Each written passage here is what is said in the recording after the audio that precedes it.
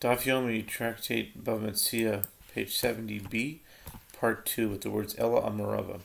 Rather, Rava rejected this explanation and said both this case in the Mishnah, here and that case with regard to the firstborn animal, are discussing a situation where the owner did not accept upon himself responsibility for losses due to an accident or depreciation.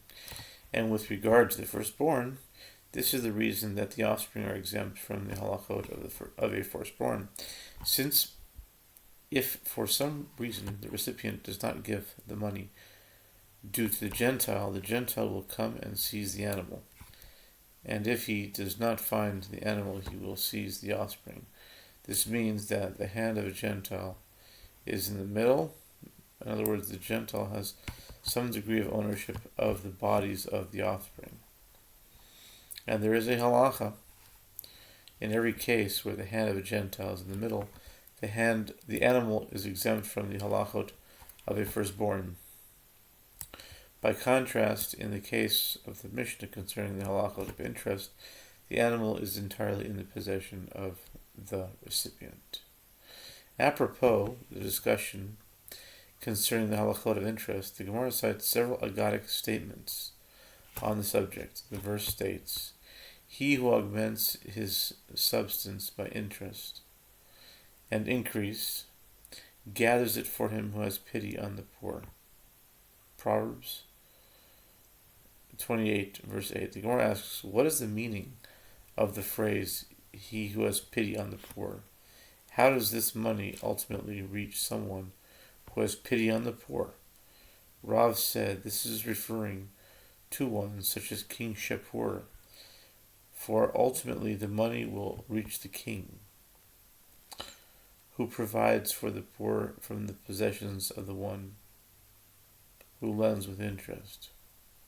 Rav Nachman said, Rav Huna said to me, that this verse is necessary only to state that even interest that a Jew took from a Gentile will ultimately reach the government treasury, and the one who took it will not be successful.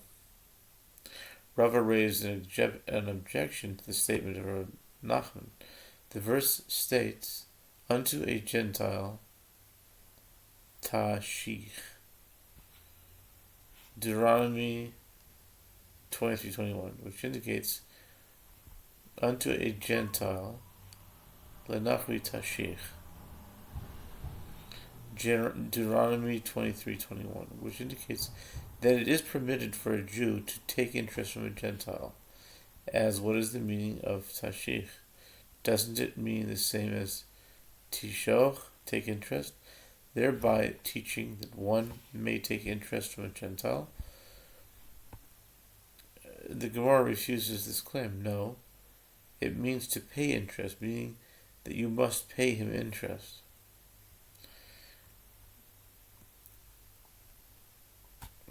You have to pay the Gentile interest.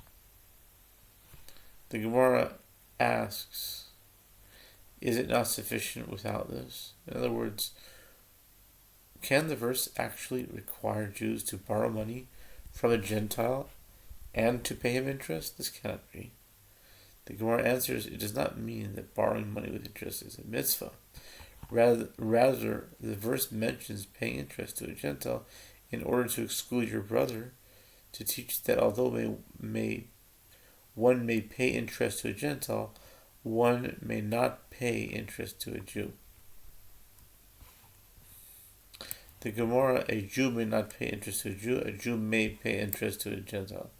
The Gemara challenges this explanation of the verse. The prohibition against paying interest to your brother is written explicitly in the continuation of that same verse in Deuteronomy, "Unto your brother you shall not lend with interest."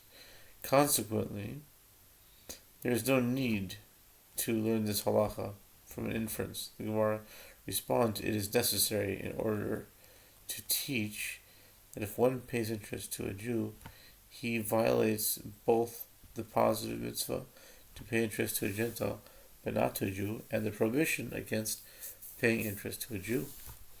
Rava raised an objection to the statement of Rav Nachman based on another difficulty in the Mishnah, which teaches one may borrow money from them, and one may lend money to them with interest. And similarly, with regard to a ger toshav, one may borrow money from him and lend money to him with interest, since he is not a Jew. The Mishnah indicates that a Jew may lend money with interest to a Gentile ab initio. Rav Chia, the son of Rav Huna, said, this ruling of the Mishnah is necessary only